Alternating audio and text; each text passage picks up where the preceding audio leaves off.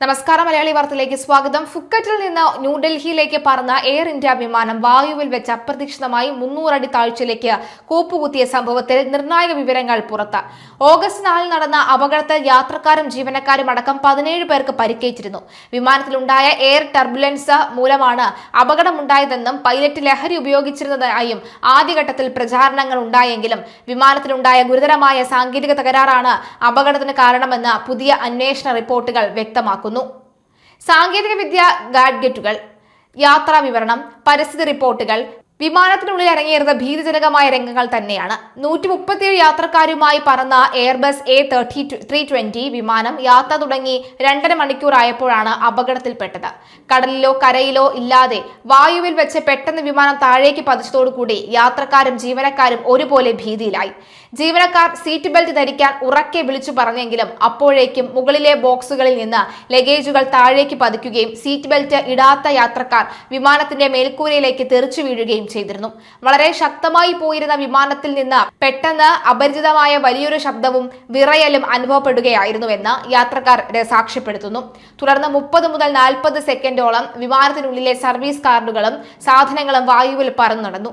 ജീവിതം അവസാനിച്ചു എന്ന് കരുതിയ നിമിഷങ്ങളായിരുന്നു അതെന്ന് വിമാനത്തിലുണ്ടായിരുന്ന യാത്രക്കാർ ഓർത്തെടുക്കുന്നു.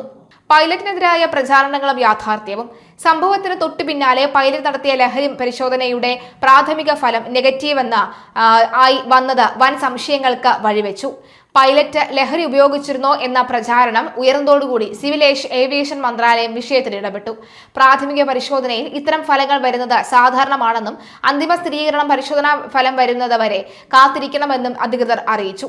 സാധാരണയായി കഴിയുന്ന ചില പനി, ജലദോഷം മരുന്നുകൾ ഉപയോഗിച്ചാൽ പോലും പ്രാഥമിക പരിശോധനയിൽ ഫലം മാറ്റി വരാൻ സാധ്യതയുണ്ടെന്ന് airline pilot association of India വ്യക്തമാക്കിയിട്ടുണ്ട്. ഞെട്ടിക്കുന്ന സാങ്കേതിക തകരാറുകൾ. അതേസമയം വിമാനത്തിന്റെ 3 ഹൈഡ്രോളിക് സിസ്റ്റങ്ങളും ഒരേ സമയം തകരാറിലായതാണ് വിമാനത്തിന്റെ നിയന്ത്രണം രക്ഷപ്പെടാൻ ഇടയാക്കിയതെന്ന് അന്വേഷണത്തിൽ കണ്ടെത്തി. വിമാനത്തിന്റെ യന്ത്രഭാഗങ്ങളെയും നിയന്ത്രിത സംവിധാനങ്ങളെയും പ്രവർത്തിപ്പിക്കുന്നതിൽ ഹൈഡ്രോളിക് സംവിധാനം നിർണായകമാണ്. ഇതിനു പുറമെ വിമാനത്തിന്റെ ഓട്ടോ പൈലറ്റ് സംവിധാനം സ്വയം വിച്ഛേദിക്കപ്പെടുകയും പല ഇൻഡിക്കേറ്റർ സ്വിച്ചുകളും താൽക്കാലികമായി പ്രവർത്തനരഹിതമാവുകയും ചെയ്തിരുന്നു. ഒഡീഷയിലെ ചാർഗുഡ് സ്കെയിൽ മുകളിലൂടെ വിമാനം പറക്കുമ്പോൾ രാത്രി 10:30ഓടെയാണ് പൈലറ്റിന് ട്രിപ്പിൾ ഹൈഡ്രോളിക് തകരാറ് മനസ്സിലായത്. തുടർന്ന് വിമാനം താഴേക്ക് തിരിച്ചുവിടാൻ പൈലറ്റ് കോ പൈലറ്റിന് നിർദ്ദേശം നൽകിയിരുന്നു. ഇത്തരത്തിൽ 3 ഹൈഡ്രോളിക് സിസ്റ്റങ്ങളും ഒരേ സമയം തകരാറിലാകുന്നത് അപൂർവമായ സംഭവമാണ്. എന്നാൽ പൈലറ്റുമാർ സംയോജിതമായി വിമാനത്തിന്റെ മുൻഭാഗം താഴേക്ക് താഴ്ത്തി വിമാനം സുരക്ഷിതമാക്കാൻ ശ്രമിച്ചതിനാലാണ് വൻ ദുരന്തം ഒഴിവായതും 100-ലധികം യാത്രക്കാരുടെ ജീവൻ രക്ഷിക്കാൻ സാധിച്ചതും.